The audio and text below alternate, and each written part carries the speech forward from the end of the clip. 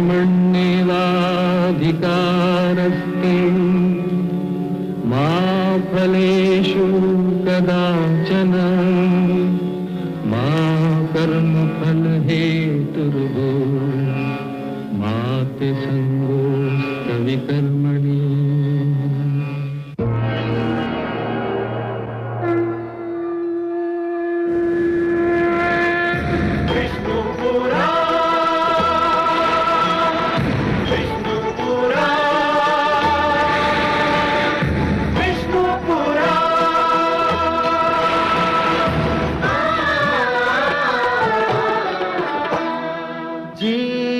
ज्ञान ब्रह्म ज्ञान अथ श्री विष्णु पुराण ओम की कथा महान जय श्री विष्णु पुराण विष्णु पुराण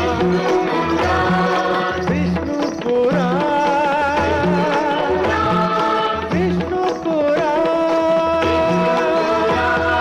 प्रगटे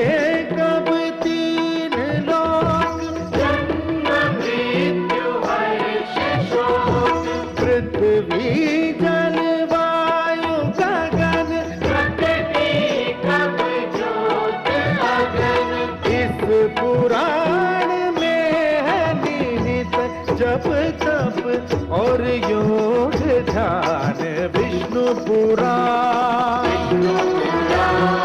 विष्णु पुराण विष्णु पुराण। मैं माँ हूँ, धरती माँ। मेरी आंखों ने अभी जो भयानक दृश्य देखा उसे मैं भूलना भी चाहूं तो नहीं भूल सकती। मेरा शरीर अभी तक भय से कांप रहा है, परंतु मैं ये भी जानती थी कि कोई बहुत बड़ी घटना अवश्य घटने वाली है। मैंने होनी के पैरों की चाप सुन ली थी। मुझे अनुभव है कि अत्याचारी और अहंकारी की रस्सी बहुत लंबी होती है। ईश्वर उसमें निरंतर ढील छोड़ता रहता है ताकि अत्याचारी और अहंकारी स्वयं को स्वतंत्र और स्वच्छंद समझने लगे और भूल पर भूल करता जाए। फिर एक दिन जब ईश्वर इस रस्सी को खींचता है तो फिर वो दुष्ट अहंकारी मुंह के बल गिरता है और जान लेता है कि कोई उससे भी अधिक बलवान, उससे भी अधिक शक्तिशाली है। वो जान लेता है कि उसकी स्वतंत्रता और स्वच्छंदता केवल उसका भ्रम था। हिरण्यकशिपु का अंत भगवान श्री विष्णु के नरसिंह अवतार के नखों द्वारा हुआ। मैंने चैन की सांस ली। पुत्र प्रहलाद की यातना भरी परीक्षाओं का भी अंत हो गया।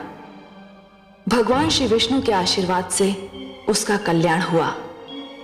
माता लक्ष्मी का हृदय गदगद हो गया। इन्हीं दोनों के आशीर्वाद से प्रहलाद राजा बना। थोड़े ही समय में अपने स्वभाव से उसने अपनी प्रजा का मन जीत लिया। उसे एक सुंदर और सुशील पत्नी भी मिली। पत्नी धृति ने उसे 3 सुंदर पुत्र भी दिए, परंतु कथा को एक नया मोड़ लेना था। संसार ने अभी तक भक्त प्रहलाद की भक्ति की परीक्षा देखी थी, जिसमें वो सफल हुआ। सिंहासन पर विराजमान होकर उसे अभी ये परीक्षा भी तो देनी थी कि राजा होने के नाते कहीं वो न्याय के मार्ग पर डगमगा तो नहीं जाता।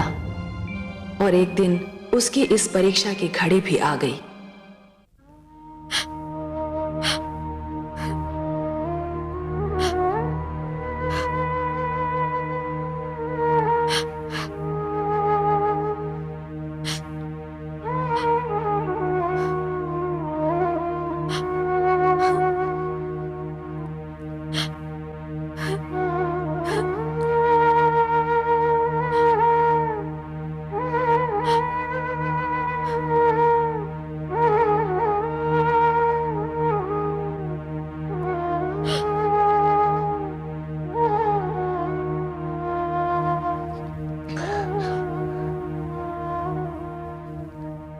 जो हुआ मुझे उसका खेद है माते।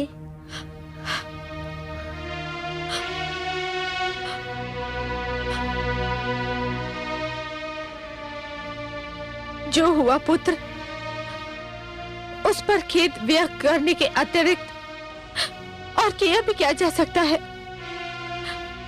परंतु खेद तो ये है कि तुम्हारा खेद और मेरा दुख भी अब होने के निर्णय को नहीं बदल सकता।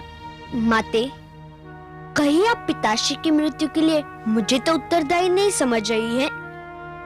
नहीं पुत्र, जो हुआ उसका उत्तरदायी मेरा ही भाग्य है। मेरे ही भाग्य में हार लिखी हुई थी। तुम्हारे पिताश्री ने जितनी बार तुम्हें मारने का प्रयास किया, उतनी ही बार मैं हारी। और अब जब वे मृत्यु से हार चुके हैं, तब भी वास्तव में मेरी ही हार हुई है। परंतु पुत्र, ये मेरी अंतिम हार है। इसमें तुम्हारा कोई दोष नहीं है, कोई दोष नहीं है।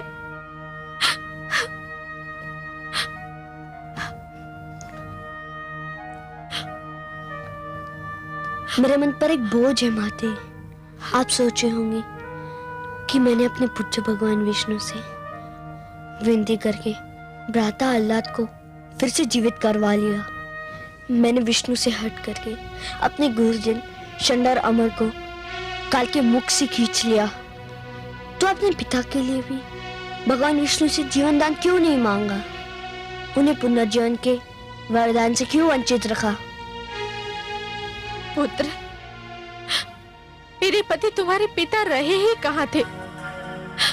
उन्होंने तो स्वयं ये घोषणा कर दी थी कि ना तुम उनके पुत्र हो और ना ही वह तुम्हारे पिता। ये नाता तो उन्होंने अपने हाथों से तोड़ दिया था। प्रकृति का बनाया हुआ संबंध तो न जाने कब का उनके अहंकार की चौखट पर सिर पटक पटक कर दम तोड़ चुका था पुत्र। पर मैंने तो उस संबंध को कभी नहीं तोड़ा। मैं उस नाते को कभी नहीं भूला। मैं जानती हूँ पुत्र, इसीलिए तो मैं तुमको दोषी नहीं समझती हूँ। उन्होंने भगवान विष्णु से बैर किया और परिणाम वही हुआ जो भगवान के हर पैरी का होता है और होता रहेगा। कैसी विडंबना है ये, जो स्वयं को भगवान कहता था, सर्वशक्तिमान कहता था, जो स्वयं को दूसरों के प्राणों का रक्षक और स्वामी कहता था, वो अपने ही प्राणों की रक्षा न कर सका। तुमने पुत्र धर्म का पालन किया, परंतु मेरे पति पिता धर्म का पालन भी न कर सके। मैं पिता की छत्र छाया से वंचित हो चुका हूँ माते। मेरे सिर पर अब केवल आपकी छत्र छाया रह गई है। आपका प्रेम मेरा रक्षक रहा है। आपका आशीष मेरा रखवाला बना है। मुझे कभी स्वयं से दूर ना कीजिएगा। आपका स्नेह ही मेरे जीवन की सबसे बड़ी शक्ति है। मैं केवल ये कहने आया था कि अपने दुख में आप अकेली नहीं हैं। मैं आपके दुख का भागीदार हूँ। कुछ दुख ऐसे होते हैं पुत्र, जिनका कोई भागीदार नहीं बन सकता। हर व्यक्ति को ये दुख स्वयं सहने पड़ते हैं, चुपचाप अपने ही भीतर रह करके। अब तुम जाओ पुत्र, अभी बहुत कार्य शेष है। तुम जाकर इन कार्य को पूरा करो, अपना पुत्र धर्म निभाओ। मुझे कुछ आवश्यक निर्णय करना है।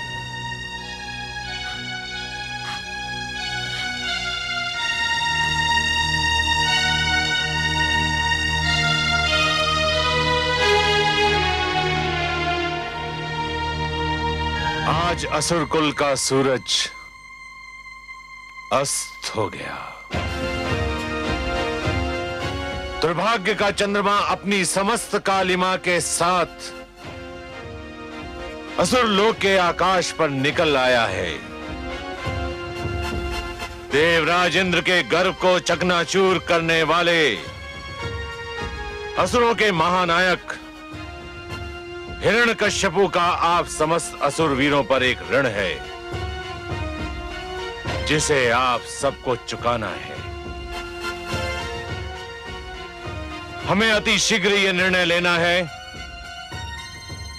कि हमारे प्रिय महाराज का अंतिम संस्कार कौन करेगा। राजकुमार प्रहलाद। और कौन गुरुदेव? सेनापति, भगवान की दृष्टि से ओझल होते ही भक्तों की भावना बदल गई।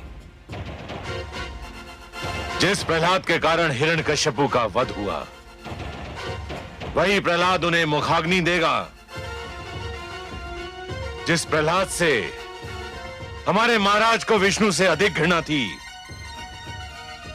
वो उनका अंतिम संस्कार करेगा। महारानी की भी यही इच्छा है गुरुदेव। महारानी की इस समय मानसिक स्थिति ऐसी नहीं है कि वे उचित निर्णय ले सके। तब उचित निर्णय क्या है गुरुदेव? नियम एवं परंपरा के अनुसार इसका अधिकारी ज्येष्ठ पुत्र होता है। इसलिए राजकुमार आह्लाद को इसका अधिकार दिया जाए। यह मेरी सभा से विनती है। नहीं, ना तो ये न्याय की दृष्टि से उचित है, ना तो धर्म की दृष्टि से। तुम इस सभा को यह बताने आए हो कि तुम महाराज हिरण्यकश्यपु के ज्येष्ठ पुत्र नहीं हो? नहीं गुरुदेव, मैं तो इस सभा को यह बताने आया हूं कि मैं आह्लाद महाराज हिरण्यकश्यपु का पुत्र ही नहीं हूं। राजकुमार आह्लाद, महारानी कायाधु ने आपको जन्म दिया है और मैंने आपका नामकरण किया था आह्लाद। सत्य है, किंतु इससे बड़ा सत्य यह है कि आपने मंत्र पढ़े, आपने महाराज हिरण्यकश्यपु से संकल्प करवाया और मुझे पूरी धार्मिक रीति से महारानी सिंगिका की गोद में डाल दिया गया। महारानी सिंगिका मेरी माताश्री थी, मैं महाराज विप्रचिति का पुत्र हूं। इसलिए सामंतगणों, महाराज हिरण्यकश्यपु की अंतिम क्रिया का अधिकार केवल प्रहलाद को है। ये उसी का अधिकार है, नियम से भी धर्म से भी। इसके उपरांत भी यदि आप लोगों ने आज प्रहलाद से उसका अधिकार छीनने की चेष्टा की तो मैं कह देता हूं, महाराज हिरण्यकश्यपु का मृत शरीर बिना अंतिम संस्कार के ही पड़ा रहेगा।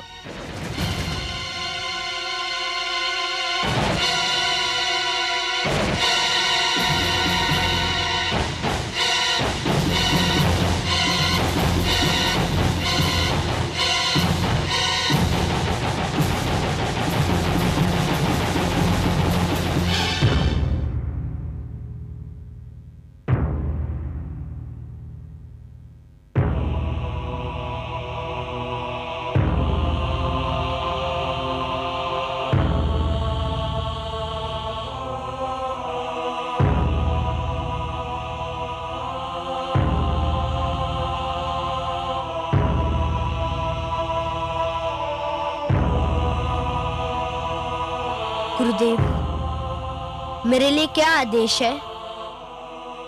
बस कुमार, महारानी कायाधु की प्रतीक्षा है। गुरुदेव, जब पिताश्री के अंतिम संस्कार के लिए ज्येष्ठ पुत्र मेरे भ्राता आह्लाद यहाँ है, तो माताश्री को यहाँ क्यों बुलाया जा रहा है? मेरे माता का हृदय बड़ा ही कोमल है। वे अभी तक पिताश्री की मृत्यु से उभर नहीं पाई है।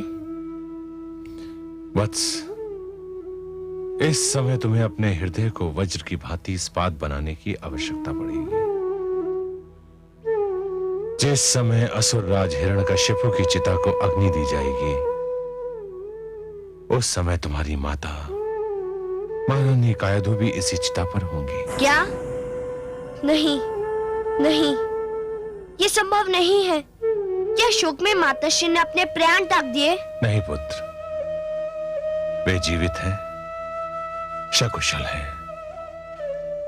यह परंपरा है जिसमें एक सुहागन नारी प्रतिव्रता कहलाने के लिए अपने मृतक पति के सिर को अपनी गोद में लेकर उसकी चिता में जलकर सती बन जाती है। नहीं!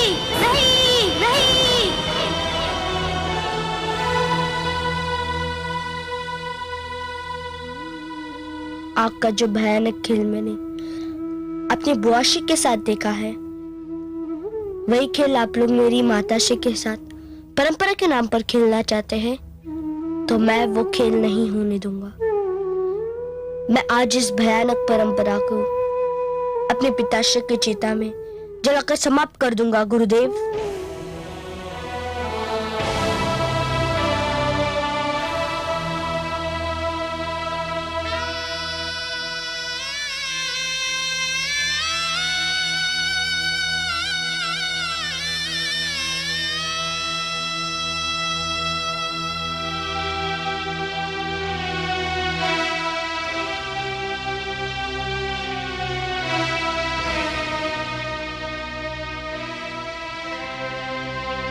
गुरुदेव, मुझे आशीष दीजिए।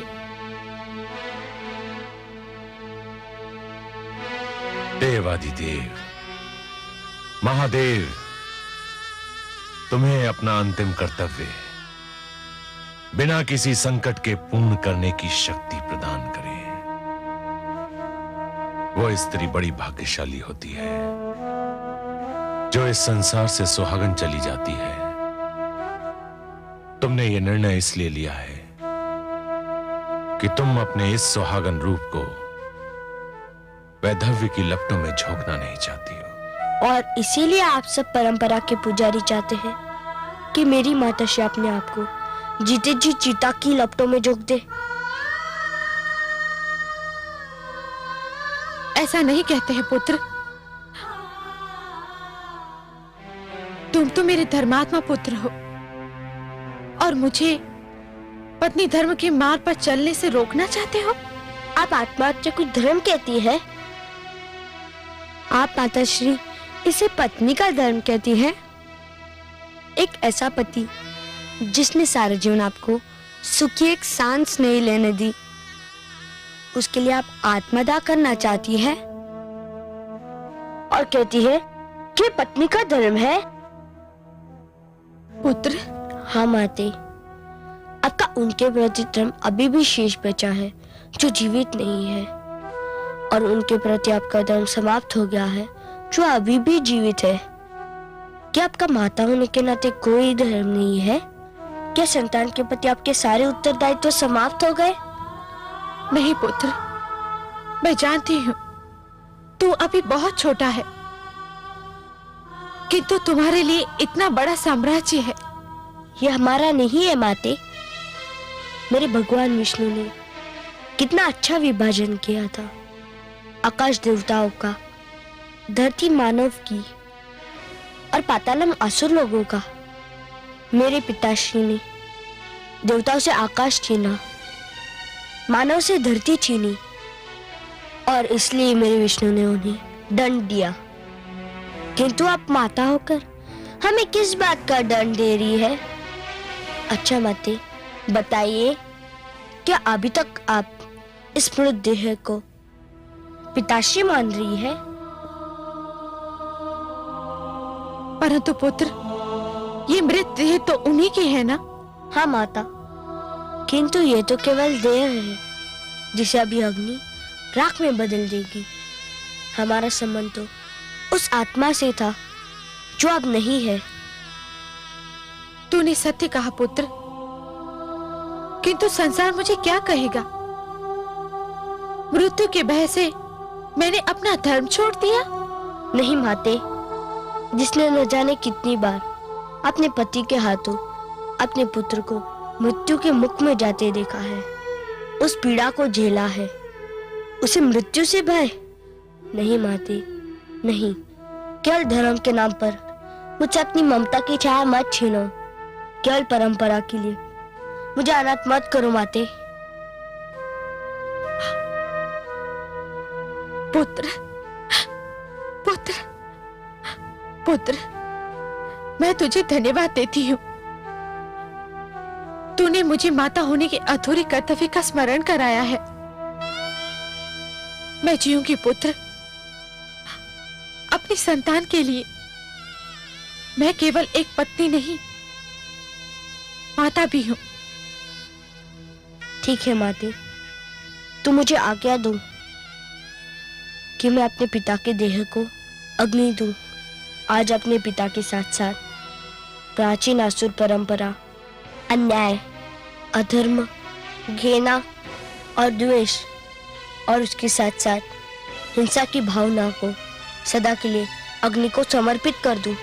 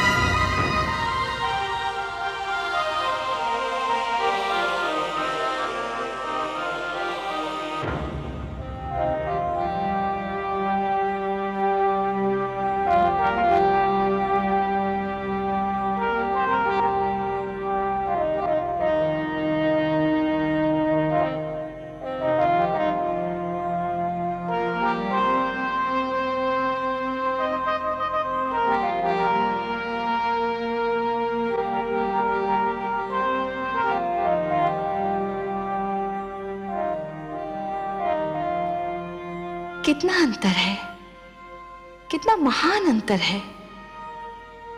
कैसा अंतर महादेवी? आपको किस बात में अंतर दिखाई दे रहा है? इस रूप में कमल नयन जो मैं अब देख रही हूं और उस रूप में जो मैंने हिरण्यकशिपु के वध के समय असुरलोक में देखा था।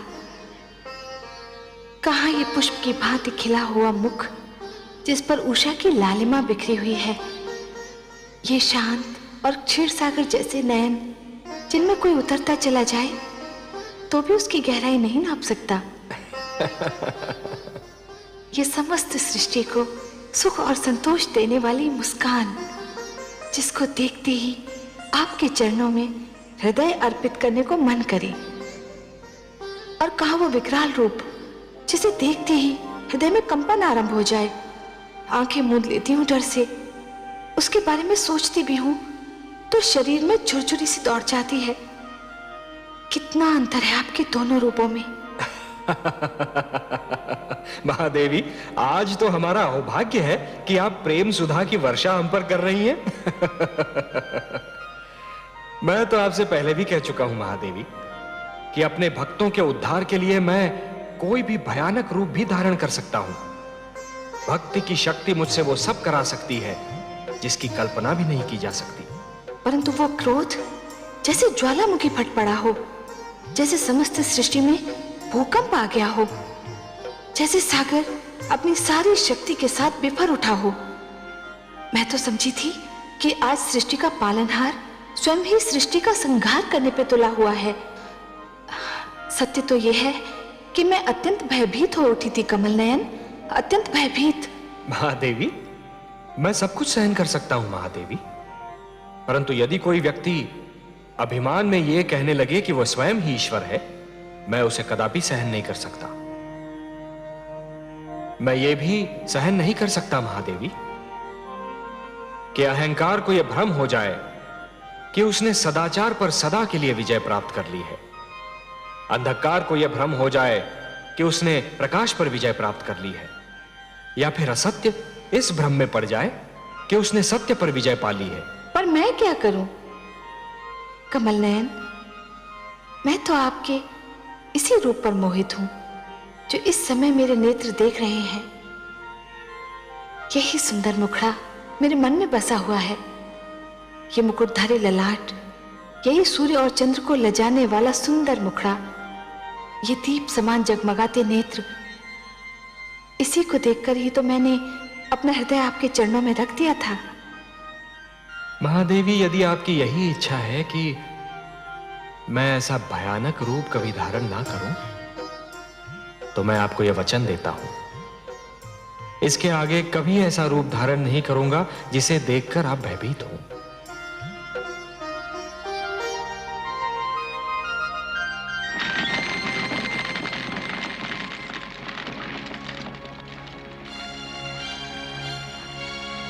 देवराज, क्या पूरी आयु इस कारागार में कटेगी?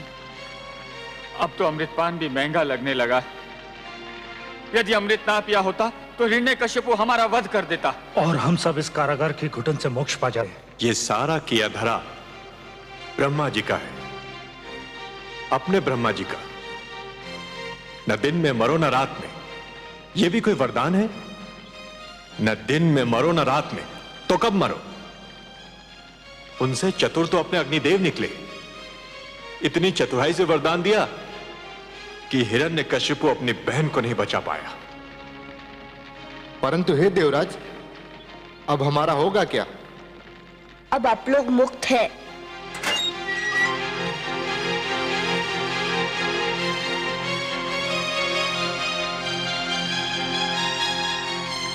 महारानी कयाधु, राजकुमार प्रहलाद, आप दोनों यहां?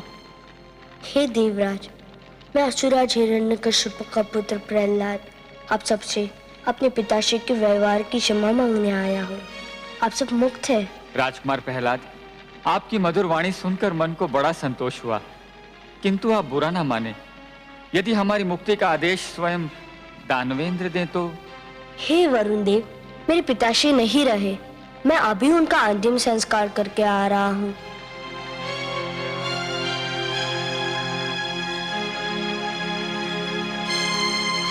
मेरा पुत्र सत्य कह रहा है।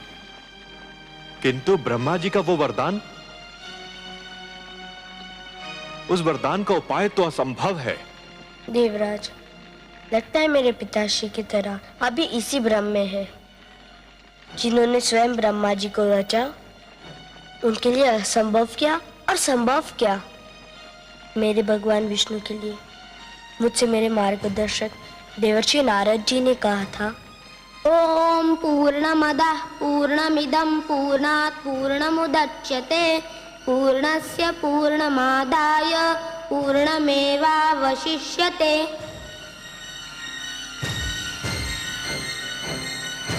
मेरे विष्णु के समक्ष जाकर तो प्रश्न भी उत्तर बन जाता है। नारायण नारायण।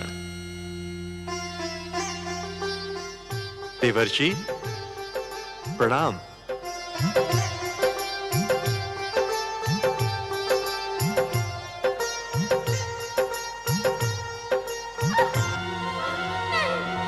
आओ आओ मेरे साथ, आओ मेरे साथ। नारायण नारायण। देवर्षि, अभी आपको देखते ही मुझे उन क्षणों का ध्यान हो आया जब मैं महारानी कयाधु को कायरों की भांति बलपूर्वक लिए जा रहा था। तब ये बालक प्रहलाद अपनी माता के गर्भ में था और मैं इसे जन्म लेते ही मार डालने की सोच रहा था। देवराज, आप जिस बालक का वध करना चाह रहे थे, आज उसी के कारण आप इस कारागार से मुक्त हो रहे हैं। इसी बालक के कारण तो मेरे आराध्य देव वासुदेव को पृथ्वी पर नृसिंह के रूप में अवतार लेना पड़ा। हे बाल योगी प्रहलाद, मैं हृदय से आपको प्रणाम करता हूं। आपने हमें मुक्त करके हम सब पर बड़ा उपकार किया है। नहीं देवराज, आप देवता है, श्रेष्ठ है। मैं आपको अपनी माता की इच्छा अनुसार आपका देवलोक आपको लौटा रहा हूँ। कृपया उसको स्वीकार कीजिए। नारायण नारायण, क्या सोच रहे हैं देवराज? ये सत्य है, स्वप्न नहीं। नारायण नारायण। आज से देवता आकाश पर, मानव धरती पर और असुर पाताल में रहेंगे। कोई भी किसी की सीमा का उल्लंघन नहीं करेगा। सब अपने अपने घरों में आनंद से रहेंगे। युद्ध ना हो, शांति ही शांति हो। यही मेरी भगवान विष्णु से प्रार्थना है। कमल नयन, कितने आश्चर्य की बात है, आपने ध्यान दिया? आप किस आश्चर्य की ओर संकेत कर रही हैं महादेवी? मैं तो कारागार में पुत्र प्रहलाद के देवराज इंद्र के प्रति उदारता के भाव को देख रहा था। मेरा संकेत भी उसी ओर है। कहाँ वो इंद्र, देवताओं में असुर, और कहाँ हमारा पुत्र प्रहलाद, असुरों में देवता। पुत्र प्रहलाद ने उन देवराज इंद्र को उनका देवलोक लौटाया जो कभी उसे मारना चाहते थे। यदि पुत्र प्रहलाद उनका इंद्रासन नहीं लौटाता तो वो क्या कर लेते? महादेवी, किसी व्यक्ति के पास सैकड़ों गायें होती हैं, सहस्रों हाथी होते हैं, लाखों घोड़े होते हैं और ऊपर से माणिक मोती की खानें होती हैं, परंतु जिस दिन उस व्यक्ति के पास संतोष का धन आ जाता है, ये सारे हाथी घोड़े माणिक मोती की खानें धूल के समान हो जाती हैं। प्रहलाद के पास संतोष का धन तो तभी से था जब से वो माता के गर्भ में था। इतना श्रेष्ठ बालक जिस दिन राजा बनेगा उसकी प्रजा कितनी सुखी होगी। हाँ, ये तो है। प्रहलाद भी एक दिन राजा अवश्य बनेगा। मुझे नहीं लगता पद्मनाभ, अभी तो इस बालक में किसी भी प्रकार का स्वार्थ नहीं है। महादेवी, राजा में ये गुण होना भी आवश्यक है। जो व्यक्ति निजी स्वार्थ को त्याग नहीं सकता वो अच्छा राजा कभी नहीं बन सकता। मैं सोचती हूँ कमल नयन, क्यों ना सारा संसार प्रहलाद की भांति हो जाए। महादेवी, जैसे स्वाति की हर बूंद मोती नहीं होती, जैसे कोयले की हर खान में हीरा नहीं होता, जैसे असंख्य तारों के बीच एक ही चंद्रमा होता है और समस्त ग्रहमंडल में एक ही सूर्य होता है, वैसे हर प्राणी प्रहलाद तो नहीं हो सकता ना महादेवी। एक इतिहास पुरुष को बनाने के लिए मुझे असंख्य प्राणियों को जन्म देना पड़ता है, और इसीलिए है महादेवी, प्रहलाद की महिमा के लिए हिरण्यकशिपु का होना आवश्यक है। आप सत्य कहते हैं पद्मनाभ। वो देखिए कमल नयन, पुत्र प्रहलाद शुक्राचार्य के आश्रम की ओर क्यों जा रहा है? महादेवी, दैत्य गुरु शुक्राचार्य असुर लोक को त्याग कर जाने वाले हैं। हो सकता है कि पुत्र प्रहलाद शिष्टाचार के नाते उन्हें विदा करने जा रहा हो। क्या कह रहे हो तुम? मस्तिष्क फिर गया है तुम्हारा। गुरुकुल छोड़कर कहां जाओगे? उस मार्ग पर जिस पर प्रहलाद के ज्ञान का उजाला फैला हुआ है, उस मार्ग पर जो सत्य का मार्ग है, धर्म का मार्ग है, कल्याण और मन की शांति का मार्ग है। पिताश्री, हम हिमालय जाकर तपस्या करेंगे, अपने पापों का प्रायश्चित करेंगे और अपने मन की खोई हुई शांति को ढूंढेंगे। हमें यहां शिक्षा भी नहीं मिली और हमारे मन की शांति भी खो गई। यहां रहकर हमने ऐसे कार्य किए जिन्हें सोचकर हमें स्वयं से लज्जा आती है। मुझे छोड़कर मत जाओ पुत्रों। यदि तुम दोनों चले गए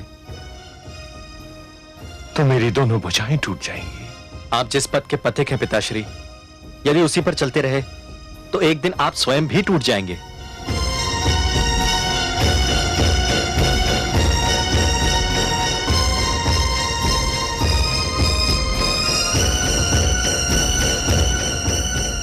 हमें आज्ञा दीजिए पिताश्री।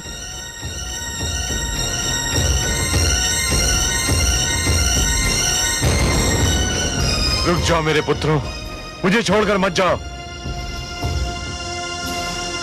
षंड, अमार्क,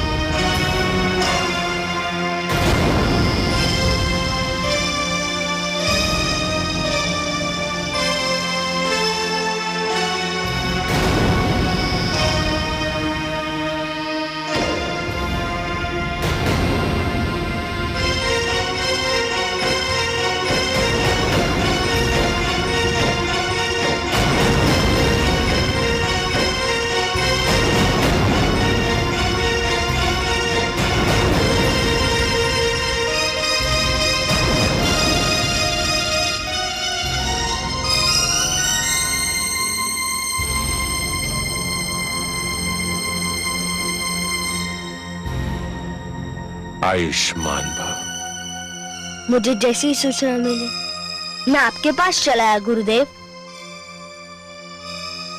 किंतु वत्स, मुझे विदा करने के शिष्टाचार की अब कोई आवश्यकता नहीं है। मैं आपको विदा करने नहीं आया हूँ, तब मैं आपको रोकने आया हूँ। क्या तुम मुझे रोकने आए हो? हाँ गुरुदेव, आप महान हैं, असुरों के गुरु हैं, मेरे आचार्य हैं।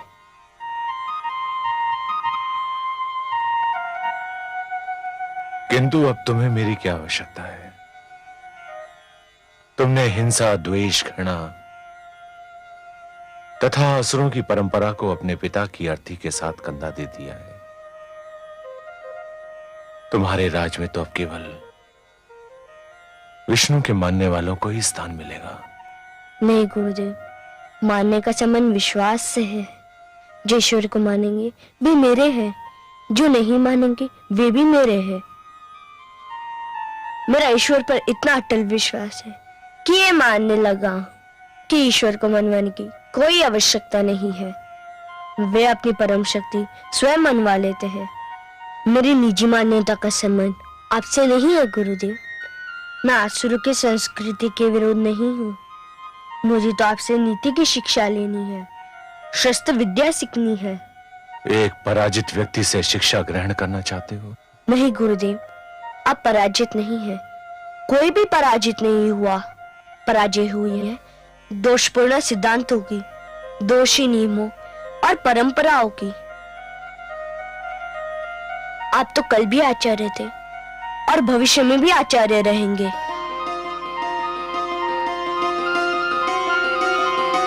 मुझे छोड़कर मत जाइए आचार्य, असुरों को छोड़कर मत जाइए। मैं आपके मार्ग में पड़ा हूं। यदि जाना है तो मेरे मस्तक पर पैर धर के निकल जाइए। उठो पुत्र।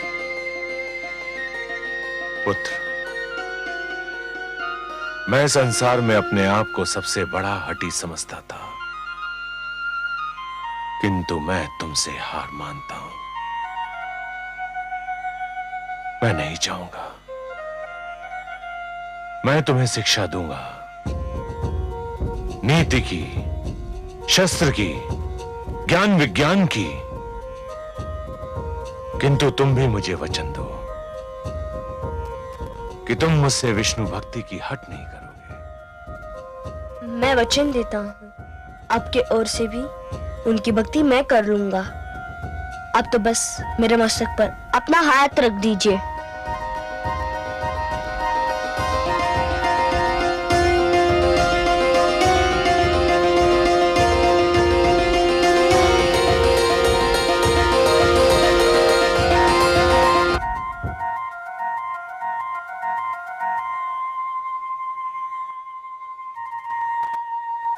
क्या हुआ महादेवी? आपने तो कहा था कि पुत्र प्रहलाद संकट को विदा करने जा रहा है। संकट? कैसा संकट महादेवी? मेरा तात्पर्य शुक्राचार्य से है। शुक्राचार्य? क्या हुआ, वो सकुशल तो हैं? शुक्राचार्य तो सकुशल हैं, किंतु मेरे पुत्र प्रहलाद की कुशलता का क्या होगा? अब क्या किया आपके पुत्र ने? क्या किया? उसने अपने आंगन में नाग पाल लिया है। अब नाग तो उसे डसेगा ही। महादेवी, आपने चंदन का वृक्ष देखा है? देखा है कमल नयन। चंदन के वृक्ष के चारों ओर नाग ही नाग होते हैं, पर उनके विष का प्रभाव चंदन के वृक्ष पर पड़ता ही नहीं। अपना प्रहलाद भी चंदन है। ये बात उपहास में टालने वाली नहीं है वासुदेव। पुत्र प्रहलाद कितना सीधा, कितना सरल है। शुक्राचार्य रूपी संकट अपने आप टल रहा था। अच्छा भला वो जा रहा था, किंतु पुत्र प्रहलाद ने अपने सबसे प्रबल विरोधी को अपने साथ रख लिया। ये क्या नीति हुई कमल नयन? महादेवी, बच्चा है, अबोध है, सीख जाएगा। अच्छा ये बताइए कि क्या आप जानती हैं कि सबसे बड़ा नीतिज्ञ कौन होता है? नहीं नारायण। सबसे बड़ा नीतिज्ञ वो होता है जो अपने विरोधियों को साथ लेकर चलता है। इससे तो यही सिद्ध हो रहा है कि प्रहलाद उतना सरल नहीं है जितना कि आप समझ रही हैं। अब ये तो देवर्षि नारद से ही पता चलेगा कि नीति की शिक्षा उन्होंने प्रहलाद को कब दी। आपकी बातें तो कभी कभी मेरी समझ से परे हो जाती हैं वासुदेव। महादेवी, हमारे प्रहलाद को राजा बनना है और एक अच्छे शासक के विरोधी तो होने ही चाहिए। जब तक उसके विरोधी नहीं होंगे वो सतर्क नहीं होगा, सावधान नहीं होगा और प्रजा में प्रिय भी नहीं होगा। आज समस्त संसार में दैत्य गुरु शुक्राचार्य से श्रेष्ठ राजनीति का कोई आचार्य नहीं मिलेगा। वो मेरे विरोधी अवश्य है महादेवी, परंतु आज तक उन्होंने कभी अपने कर्तव्य से मुख नहीं मोड़ा और इसीलिए वो मुझे प्रिय भी हैं। महादेवी, आप तो बस प्रहलाद जैसे पुत्रों की चिंता कीजिए और सृष्टि के सारे शुक्राचार्यों की चिंता मुझे करने दीजिए। अच्छे कर्मों पर सदा रखिए अपना ध्यान, मानव के कल्याण का चिंतक है भगवान। पाप कभी जीता नहीं, पुण्य की हो ना हार। दृश्य यही संसार ने देखा बारंबार, देखा बारंबार। जो सुनेगा ये पुराण पाएगा सुख और ज्ञान, पाएगा सुख और ज्ञान। कर्म को ही धर्म जान, प्रेम की तू छेड़तान, प्रेम की तू छेड़तान। बीते युग बता रहे हैं, बीते युग बता रहे हैं, सत्य पथ पे